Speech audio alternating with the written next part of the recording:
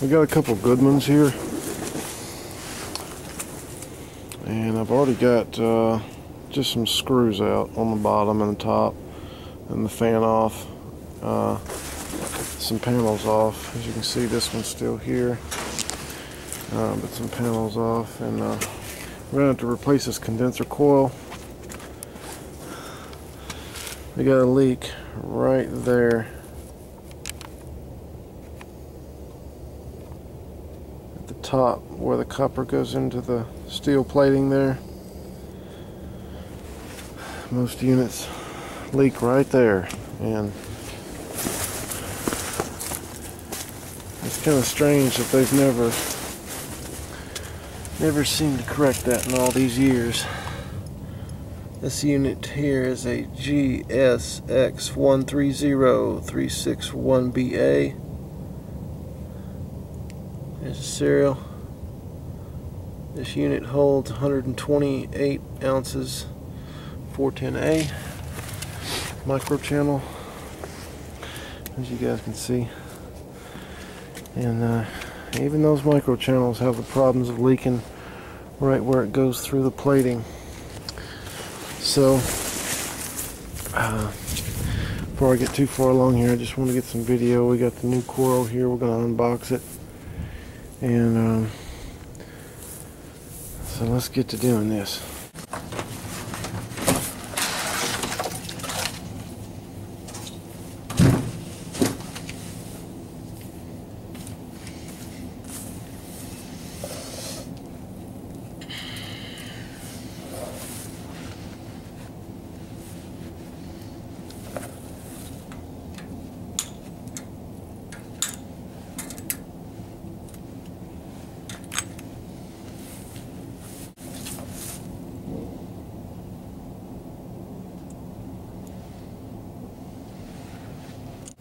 You can see it's just brazed up here. We're going to undo it right here at this connection and connect it at the unit right here. And then, as I said, right here on this T1, sweat it, and it'll hook up there. It's a really nice micro channel. I really like the look of them and everything. There it is there at this connection there. And also, we took it loose here. Our distributor, where it goes down to our filter. This is going to be our hookup right here. On our new one, it's going to hook up right here. Now, when you take this apart, this piece right here, you don't want to lose it. It goes inside, just like that. Boom. Inside this piece, and you got to pull that out, and that's your second step. The first step, actually, when you take this apart, is that this little white gasket here is going to be on this piece right here. So you got to take this piece off, then you take that one out. You don't want to lose either one of these pieces, because that's our piston. This is what meters our refrigerant. We're fixed bore with a distributor. My mistake, guys. So usually with your new coil, you should get a new one of these, but it's better safe to be sorry. So I'm gonna save it all, and we'll see what we get when we undo the new one. So let's get this unbrazed here and get this coil out of here and get the new one set in. I'll get some footage. Okay, we got our nitrogen hooked up, and we flowed nitrogen with one side, the high side open, just to vent out. We don't want to build any pressure. We just want to clear out where we're going to braze with nitrogen. That way we know that where we braze at, we're not going to cause sediment to build on the inside of the copper pipe. So we got the nitrogen flushed through this little section here, and I've released the pressure of the nitrogen now, and we're going to unbraze that and get this new coil on.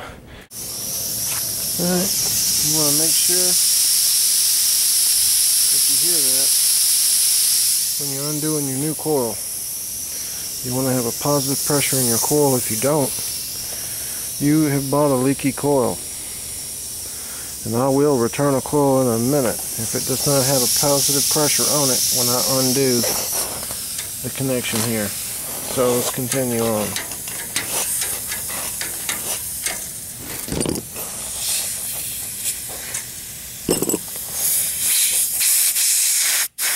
I'm going to let it out. There we go. There's our new ring. Right there. We're going to take that off. And we're going to use it. And what we're not going to use. And we're going to use the new one because the old one is deformed. And this one, if it is deformed any, it's deformed to match our new fitting. So I always use a new one. So we'll take this off and we'll put that on the unit. And the piston, you're going to have a new piston that's going to come inside there, if you can see it.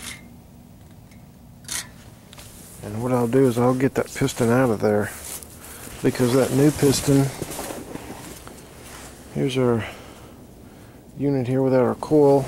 We did have to, our wiring went through some of our bends of our coil, so we did have to cut our high and low pressure switches and disconnect all our electrical and all that.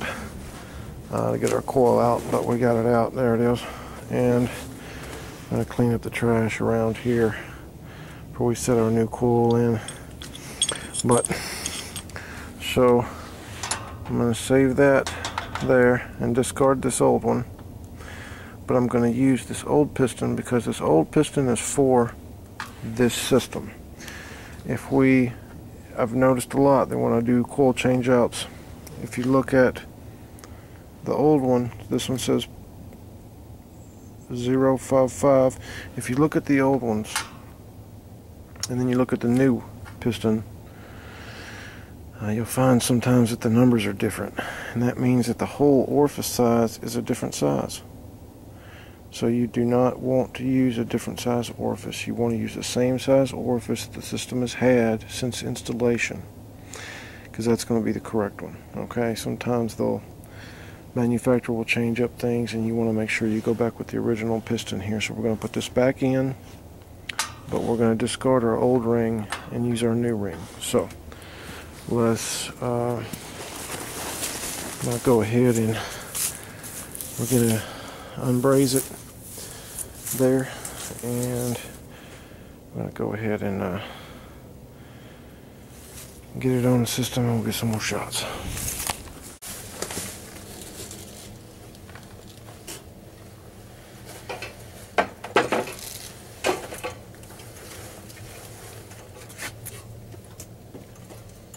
So what they did was, to remedy this, it was leaking from this top one and about this third or fourth one down.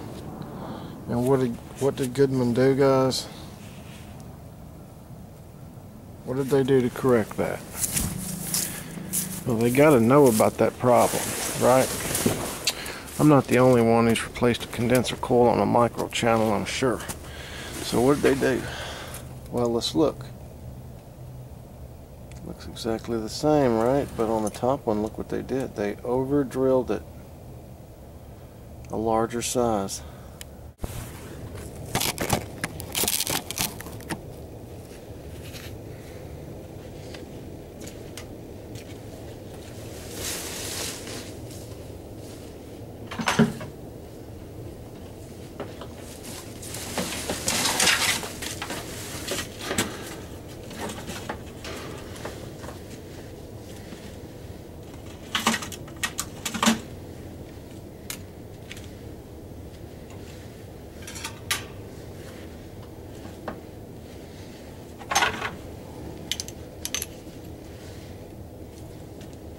I'm going to float some more nitrogen here.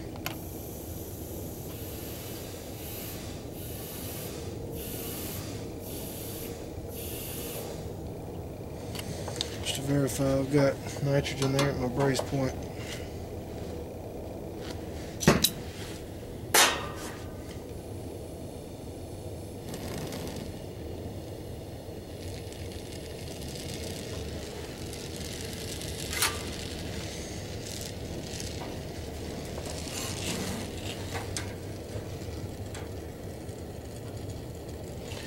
what I like to do is I'll take it, I'll warm my braze up, and I'll create a U.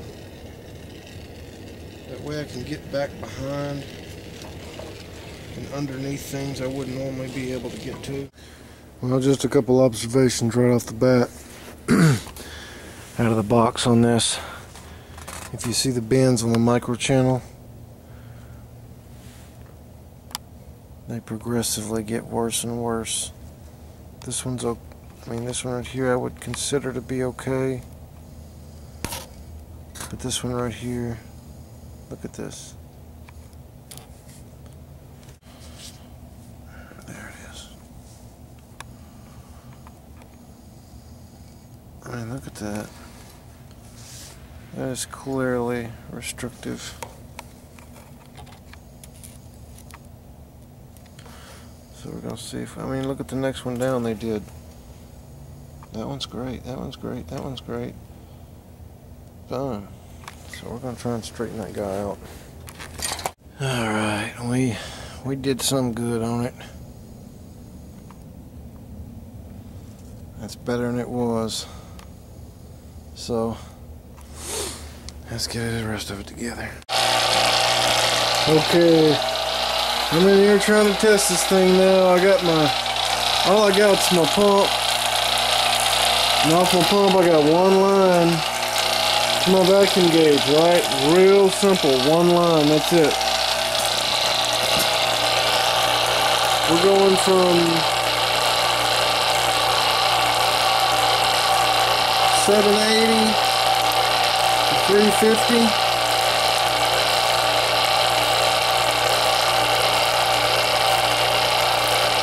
And it's all the same, watch. Boom. Well, that was 780, 350.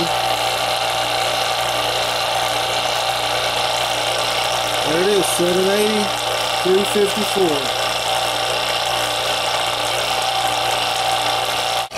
Okay, apparently we got some good operation here. I don't know what, look how steady that is. This is what I'm used to. And then you see this.